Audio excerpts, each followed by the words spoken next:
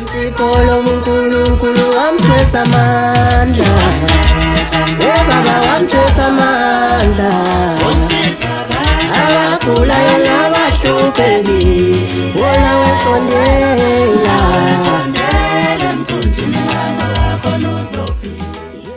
Ningizimu Africa worldwide umhlaba wonke jikelele siyabingelela kakhulu lamagama ngo-MC Pholobaso andilwa kaNgcobo abanye bathi ushidile imhlophe mawuthanda. Ningizimu Africa umhlaba wonke jikelele kuyithuba elingqayizivele kumina ukuthi ngize kini neindaba ezishisayo futhi zingaphethwe yimi ngedwa kodwa iphethwe nawo umnini wazo. Uyiphethe ngomgodla omuhleke ngoba uthi uKhisimusi usumani washeshe wafika kubona bonke abantu bheka ngoba usuku la ngomhla ka-15 kuDisemba liza nezilokotho kuloyo naloyo uthi mina ngasala ngephutha Mhlongo bengingakaholi ngangibheka ukuthi masibonus ikhona izinto izizoba nomehluko bese ngisukuma ngiza kuwena ngithi yami imali iphelisiwe. Njengoba ngamgabi angifuni ukuyiqeketha kakhulu nikeza abantu isithombe esiphelele mhlawumbe simali sihlale kuyona nje ngqo. Yes. Awusithathe usibeke. Kwenzakalani kwaMhlongo ngomhla ka-15 kuDisemba? Asiqale sibingelele Pholoba wena qale sibingelele namadlozi ahamba nawo ngoba umuntu nomuntu mayiphila kusuke kukhona abantu abambathile ukuyibona babamba impilo yakhe. Siyabingelela kakhulu sizobingelela ababukeli basiya Viva TV sikhondla umhlaba wonke jikelele. Sizobingelela nalomuntu lo osakholelwa kuMhlongo ubaba kazinto ziyenzeka owasizakala osesizakele osafisa ukusizakala sitsawubona ekhaya. Sisho kanjena sithi emakhosini sithi camaku sisho ngayo yonke indlela yokuhlonipha sithi bayede sithi makhosi. Siyabingelela sithi nje Pholoba namhlanje sizokhuluma indaba ezimnandi ngoba sikhuluma ngosuku olingazivele la ngomhla ka-15 kuDisemba kuzobe konakele kakhulu Pholoba. Into esifunayo Pholoba lo mhlaba esiphila kuwona sebehluphekile abazali bethu bahlupheke oanti bethu bahlupheke omalume bethu bahlupheke omkhulu bethu kodwa sekuyisikhathi ke manje sokushintsha yonke lonto ukuthi izinto kade ihlula abazali bethu azingasihluli thina zingane ezaliwe. Ngamanye amazwi mekade ingekho imoto ekhaya wena izoba khona ngawe mekade singekho isitezi ekhaya sizoba khona ngawe. Isikhathi ke manje sokuthi wonke umuntu asukume azibambele. Ngikhuluma nomuntu wesifazane ngikhuluma nomuntu wesilisa ngikhuluma nomfana ngikhuluma nobhuti ngikhuluma nosisi ngikhuluma nomama ngikhuluma nogogo ngikhuluma nomkhulu ngoba lento esikhuluma ngayo namhlanje akuyona into ethinta abantu abathize kodwa kuyinto ethinta abantu abafuna impumelelo. Pholoba emgaba bakuzona konakele ngomhla ka-15 sobe sikhuluma sisiza abantu ngesigubhu sewashi isigubhu sefoni isigubhu seringi zintathu izinto esizobe sikhuluma ngazo. Ngamanye amazwi akekho umuntu esizothi akavumelekile angabe ubulilo omnjani angabe umhlophe angabe umnyama angabe uIndiya angabe umlungu wonke umuntu ofuna into ezimpumelela phambili uzobeka Mhlongo lezo bekhona ezosizakala. Sesiphelileke isikhathi sokuthi kube khona umuntu ozohlala ngemva kwendlu ahambe ecela abanye abantu abaphumelelayo nawe sukuma uzithathe sohluphekileke kwanele. Ngiyakubona ukuthi wena kade waxakeka uhamba usebenze enkontrakeni uhamba uzama usebenze ebusho uhamba usebenzela abantu sekuyisikhathi kodwa sokuthi nawe uphendula amatafula manje lezi imoto ezibona amakhelane zigcine zifinyelelile kuona. Yiloko ke Pholoba ngifuna ukusho ukuthi konakele kaMhlongo ngomhla ka-15 Disemba. Njomane asinike umuntu osekhaya isithombe siphelele. Athini amaxabiso ngoba singakusho kugcwala umlomo ukuthi lolu hlelo luyispecially esiphuthumayo kuloyo naloyo othi mina ngangizwile ngesigubhu sewashi ngezwa ngesigubhu sefoni ngezwa futhi ngesigubhu seringi.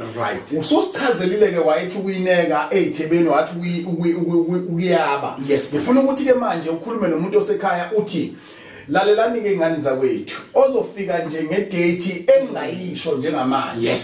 Akakuqonda ukuthi bekufanele ephathe imali engaka. Kodwa ngelanga la ngomhla ka-15 kuDisemba inani lemali enginabele yona ingaka. Sithatha usibeke emananini. Pholoba lesigubhu sefoni nelesigubhu sewash nalesigubhu seringi sizu 30,000 ngokweprice yakhona emile.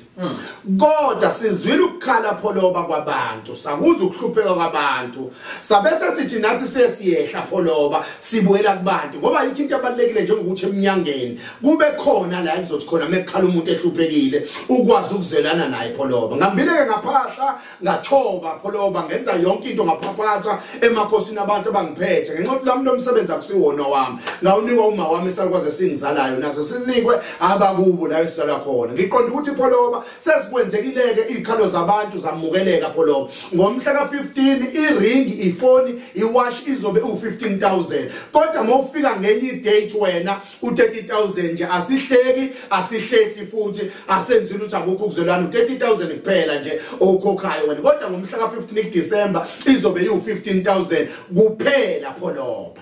Ngiyulindela kanjani umehluko? Iziphi impawu ezikhomba ukuthi leli wash lami seliqalile ke manje liyasebenza? Ngifuna ukuthi ungene ugxile kulento ukuthi omunye umuntu ubheka ukuthi kufanele ngabe ekhasino seyabamba, akhohlwe ukuthi uye wadabula phambi kwezitha zakhe ebese zimplanela ukuthi ziyamhlephula ngempela ngenhlamvu namhlanje, kodwa ayibone edlula. Mhlambe yini umsebenzi waleli wash? Yini umsebenzi wale ring? Yini umsebenzi wale phone? Singayifaka yini ezintweni zokuvika? Singayifaka nezintweni zomcebo? Singayifaka yini ezintweni zokuthi idlozi liqoqeke? Tshela umuntu osekhaya. Pholoba masikhuluma ngalezi ring, sikhuluma ngaleli phone, sikhuluma ngawe wash, into ezolekelela umuntu empilweni. Masikhuluma ngempilo ke sikhuluma ngevikeleke, protection. Sizokhuluma ngokwedlozi pholoba, ugidelwe idlozi. Sizokhuluma pholoba ngento ekwenza uthando abantu. Sizokhuluma ngento ekwenza uthando emsebenzini. Ngisho ngabe bese bekuthembisa ukuxoshwa, kodwa once wathola leli wash iyaqala impilo. Sizokhuluma ngento elekelele emalini pholoba. Nami umuntu ekhaya uthi mina kade ngasebenza, kade ngazama, kodwa kwenzekile lutho. Mina nginamabhizinisi, kodwa amabhizinisi amakaperform ngendlela eright noma ngahambi kahle, ngithola umsebenzi angiwathola amathenda. Ile ngena khona lesi sigubhu kahle kahle mangiqoqa zonke isigubhu esizoshintsha impilo yomuntu pholoba. Ngabe umhlophe, ngabe umnyama, kungabe umncane, ngabe unjani, kodwa nje sizoshintsha impilo yakho ukuthi impilo yakho ayiphenduke ngabe lempilo oyiphilayo. Njomane iningi lamaqola la ngaphandle. Uma selikhulume ngento likhuluma ngento edlule kuyona. Wena usithatha up isibindi sokuthi uzoyiprove kubantu ukuthi into ehlangene nobuqola iqhelelene kakhulu nawe. Uphinda phinde into eyodwa. Angithi mhlambe masingayikhuluma kanje njomane. Omunye umuntu uthi maye nomuthi ekuthiwa umlomo omnandi. Ewazi ukuthi umlomo omnandi ufike uhambe uyenze lento ngendlela ekuyiyo. Uhlale ethi ke alofika lande umlomo omnandi. Kodwa owazi ukuthi kwakungasiwona umlomo omnandi. Uyethi hayi nomlomo omnandi namhlanje bese yadlula. Sikubona uphinda phindela kwiwash, uphinda phindele eringini, uphinda phindele eselfonini. Mhlawumbe yini ekukhuthazayo? Pholoba ngikhuthazwa into eyodwa ukuthi ngibone izithelo zakhona zigculisa pholoba. Nginabantu abathizeka abangathandi ukuthi ngikhulume ngabo.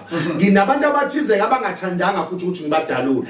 Kodwa kukhona abantu asebesizakele pholoba ngewash. Angithi uyakhumbula pholoba ukuthi ngenyanga edlulile kade sinasi special lesi sewash. Nginabantu abathizeka abambalwa esezenzekile izinto kuzona. Iyona ke lento engigqugquzela manje ukuthi angibuyele kubantu ngoba hleze khona wasala ngephutha ngenxa yemali. Babe ngifonela abantu bethi Mhlongo siyafisa ukuza sino 10,000, siyafisa ukuza ngino 8,000. Ngabatshela ukuthi angiwuphathele umsebenzi, akumina osebenza kodwa ngikhothama endlozini, ngikhothama kubantu abalele. Ibona abavunikazi bomsebenzi, mina nginawo umsebenzi angikwazi ngisho lapha, kodwa abantu abalapha ibone laba abalele ngoba sonke isandla engisithathayo mina ngiyokho umuthi ngazo isandla ekusuke kufanele ukuthi kusebenza bona. Ngamanye amazwi ke pholo into edathi ngiyime kulesi sihlale ngime kusona ngeke ngibatshela abantu ukuthi ningadlala abantu bethi igubhu azikho. Igubhu ziyasebenza, ziyaphila futhi kuphela kuhluka ngokuthi umuntu uhlanganisa kanjani amakhubalo pholo. Basekhona abantu abayihlanganisa ngokweqiniso. Ungadlala abantu bethi igubhu azikho, igubhu zikhona. Kuphela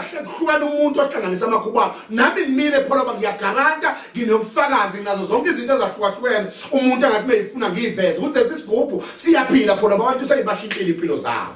Ngithanda njomane la oqhamuka khona ngeangle yokuthi nanoma ngawumuphi umuntu owayesale ngephutha kule game wamkelekile. Pholo ake sibuye sigxileke kodwa entweni ethi kunomuntu owumfundisi njomane. Unebandla mayifike ebandleni ibandla kuba ngathi libona nje umuntu onyanyisayo kodwa makusukuma umuntu okhuliswa yena ngokwenkolo wampheka ibandla liyakekiza lijabule ngenxa yokuthi labafana abancane basukumile bayakonjomane bayakuphi useyagqilazeka leli wash noma le ring noma le cellphone ubhopopo ingakwazi ukumlekelela ukuthi ibandla liphinde limbone kangcono futhi awuqoqe ngobuningi ubunikele ngeke umelane nomuntu nalesigubhu sewashi lesigubhu se-cellphone lesigubhu seringi mongenaso ngeke ume enkundleni nomuntu nalesigubhu mokuthi wena akwazi usicharge mhlambe ningema ke nobabili mena ke nasicharge nobabili kodwa nje mongakazi usicharge ngeke ume nomuntu okwasicharge isigubhu one pholoba umuntu ophatha lesi sigubhu ngisha ngabe ukhuluma into wrong kangakanani abantu bayamlalela pholoba akusikona ukuthi balalela yena kodwa balalela into ekuyena egazini angithi kasikhathi sikwenza lezi zinto thina siyageza sikuhlambulule yes mase sikuhlambulule sikunika umuntu okuphalaza uhambe yophalaza mase uphalazile mase sikufaka ebhodweni sikuqume sifuthe stereke bayalazika abantu leli ibhodo lalapha ekhaya ngenxa ukuthi yonke lento esiyenzayo akusikona ukuthi siyenze emzimbeni kuphela kodwa siyenza kufanele uhlambululeke wena noma uhlanzeke kwenzela ukuthi ngisho ngabe unedlozi elimnyama ngisho ngabe unamabhada kanjani ngisho ngabe unokhondolo kanjani lusuke eqala kuyimasenza lento esiyenza emzimbeni wakho kusuke ngasaphili wena kodwa kusuke sekuphila lento esitshale kuwe emzimbeni wakho akusisi isipaza leso ukuthi ufika newash noma nering noma nefood uthi waqa hayi pholoba kuyasetshenzwa kezwa uzokhucululwa kuyagcatshwa yini kuyasetshenzwa stereki pholoba kukhona amadoda esiwafaka emzimbeni pholoba akuzona inhlanga kodwa kukhona amadoda angaphezulu kweinhlanga esiwafaka emzimbeni womuntu pholoba athi uma wafaka emzimbeni uwezogijima umzimba wonke pholoba wonke umzimba uvevezela pholoba ngenxa yokuthi seyibalekela into enegazi pholoba phakathi asifuni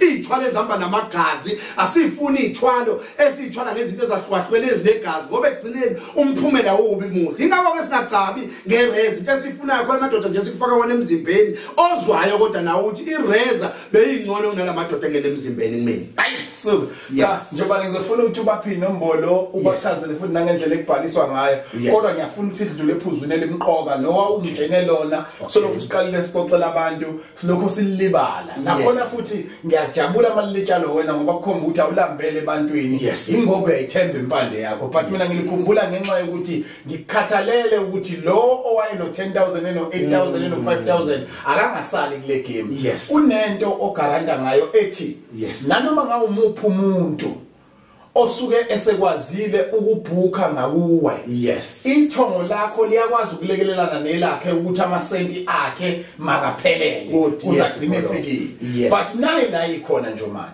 kulokho wathi uthatha isinqumo sokuthi umuntu lokho asenakho uma ezokwazi ukugcina ireceipt noma iproof akajijele kuze kwanjomani so lethe ezolekeleleka ekutheni uyofika sefika nemthonsi yani futhi nethongo lakho libone ukuthi vele sekukhona okuthile kwakho ungapha akaqhubekeke lo muntu awuthole lo 5,000 obusushota noma akaqhubeke awuthole lo 7,000 obusushota noma lo 1,000 noma lo 2,000 obusushota ngame nabazo sakuvulele yini lokho mawuvulele ipha abantu iaccount eqondile negama lebank ama initials bazi ukuthi bakuphonsa kuphi lokho kwesinye isikhathi bakhuthaze futhi ukuthi if it mean umuntu ngempela ngoba sefuna ukuthi eqala iprocess yokuthi ufake imali akaba ngiqela ukwenza ivideo call because there is so many scammers seziningi igebengu pholoba seziningi pholoba into engifuna ukuyisho pholoba ile yokuthi kuyabhaliswa pholoba asibafuna abantu abaningi ngenxa yokuthi umsebenzi uyadonsa pholoba mangamukela abantu abaningi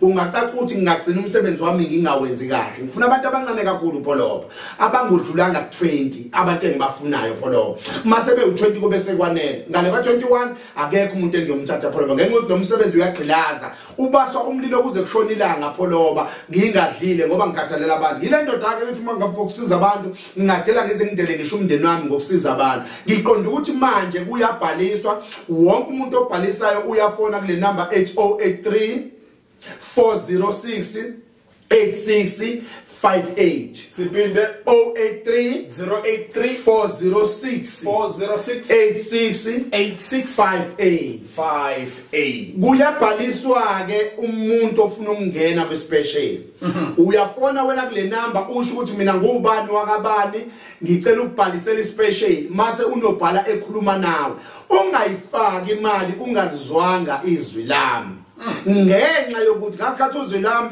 ukulawo uzokwazi bona ukukholwa khona ukuthi imina ngempela seziningi ikema asifaki imali ezitolo asifaki imali cash send yonke lonto thina imali ifakwa kwi-account lewe yakamhlongo le account ikuyona le number noma ilinkwe nayo le number 8083 406 8658 into esifuna kuwena sifuna amagama akaphelele sizofuna isithombe sakho sizofuna inamba yesigwili sangakini osaziyo noma ngabe ubani ngisho ngaba kusona sakini kodwa nje isigwili osaziyo sizofuna ilokhuzana sizofuna isithombe sakho sizofuna iziliphe ezintathu zasebank ATMs ngabe uFNB uStandard Bank uNedbank uABSA noma ngabe intoni wena noma ngabe into makuslip nje ozosixosha phansi hayi sakho ozosixosha phansi usithathe nje emgqomeni lesesilahlwa abantu ngisho abesomlungu ngisho ngabe sani uze naleli phentalo mase senza thina izinto zenzeka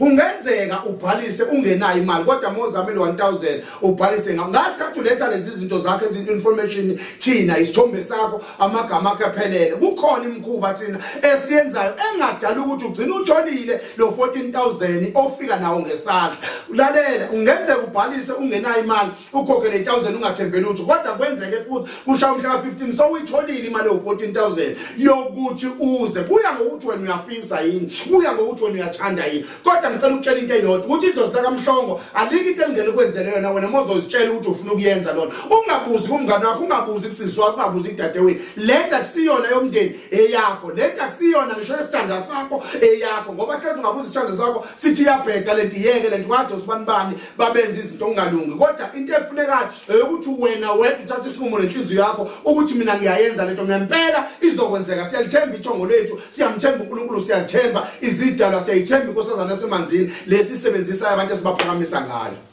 078 083 406 8658 asiphinde kahle nje manje 083 083 406 8658 Ningizimu Afrika sibonane kwivideo elandelayo.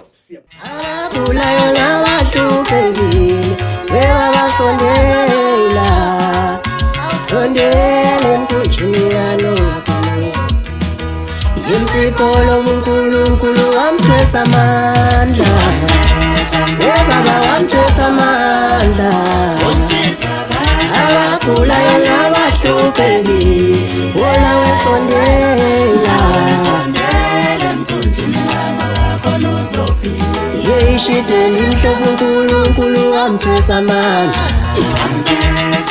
Baba wamthwesa amandla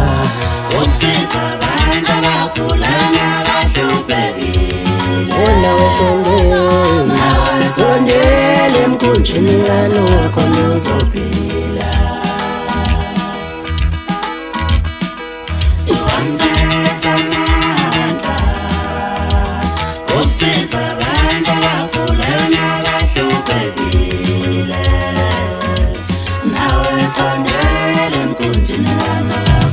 Yebabiyamba lenqola Yebabiyamba lenqola Yeyigibela umkumbikano wa Yeyigibela umkumbikano wa nawe sondela emkhunjini yalokhuluzo Kunolo muntu angeke ulenze lutho Isiphiwo somuntu angeke usenze lutho sidala